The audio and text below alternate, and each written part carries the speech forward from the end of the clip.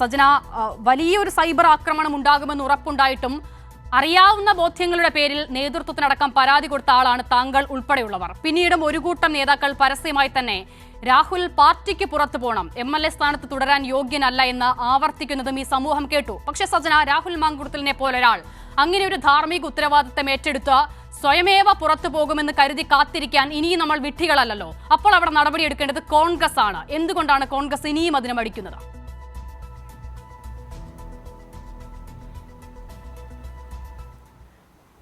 ഈ ചോദിച്ചതിൽ കോൺഗ്രസ് പാർട്ടി ഒരു നിമിഷം പോലും രാഹുൽ മാങ്കൂട്ടത്തിലിനെ പോലൊരു വ്യക്തിക്കെതിരെ നടപടി സ്വീകരിക്കാൻ ഇതുവരെ മടിച്ചു നിന്നിട്ടില്ല എന്നുള്ളതാണ്.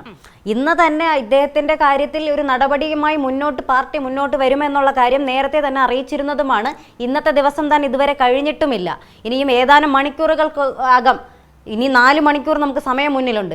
ഇത്രയും മണിക്കൂറുകൾക്കകം എന്ത് വില കൊടുത്തിട്ടാണെങ്കിലും ശരി, രാഹുൽ മാങ്കൂട്ടം എന്ന് പറയുന്ന ഒരു വ്യക്തിക്കെതിരെ പാർട്ടി കർശനമായ നടപടി, ഇതുവരെ സ്വീകരിച്ചിരുന്ന ഒരു സസ്പെൻഷൻ എന്നുള്ളതിൽ നിന്ന് ഡിസ്മിസലിലേക്ക് അത് മാറുകയും കോൺഗ്രസ് പാർട്ടി നൽകിയ MLA എന്ന കോൺഗ്രസ് പാർട്ടിയുടെ ലേബലിൽ MLA ആയ ആ MLA എന്ന 3 അക്ഷരം അദ്ദേഹത്തിന്റെ കയ്യിൽ നിന്നും പിടിച്ചു വാങ്ങാനായി കോൺഗ്രസ് പാർട്ടി ആഹ്വാനം ചെയ്യുമെന്നുള്ള കാര്യത്തിൽ യാതൊരു രീതിയിലുള്ള താങ്കൾ പറയുന്നത് അങ്ങനെ ഉണ്ടാകണമെന്നുള്ള താങ്കളുടെ ധാർമ്മിക ബോധത്തിന്റെ അടിസ്ഥാനത്തിലാണോ, അതോ നേതൃത്വത്തിൽ നിന്നും ഇതുവരെ താങ്കൾക്ക് അത്തരം സൂചനകൾ ലഭിക്കുമല്ലോ സ്വാഭാവികമായും, ആ സൂചനകളുടെ അടിസ്ഥാനത്തിലാണോ? തീർച്ചയായും കോൺഗ്രസ് പാർട്ടിയിലെ ഉന്നതരായ നേതാക്കൾ, ഈ തീരുമാനം എടുക്കേണ്ട നേതാക്കൾ തന്നെ കൃത്യമായ രീതിയിൽ അറിയിപ്പ് തന്നതിന്റെ അടിസ്ഥാനത്തിലാണ് ഇന്ന് തന്നെ കോൺഗ്രസ് പാർട്ടിയിൽ നിന്നും രാഹുൽ മാങ്കൂട്ടത്തിലിനെ പുറത്താക്കുമെന്നുള്ള കാര്യം ഇത്രയും വ്യക്തവും ശക്തവുമായ ഭാഷയിൽ എനിക്ക് സംസാരിക്കേണ്ടി വരുന്നത്.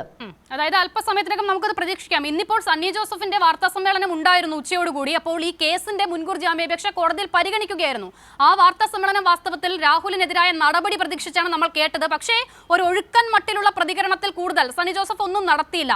അപ്പോൾ പിന്നീടുള്ള ഈ മണിക്കൂറുകളിൽ എന്ത് സംഭവിച്ചു സജന, അങ്ങനെ ഒരു കടുത്ത തീരുമാനത്തിലേക്ക് എത്തിക്കാൻ?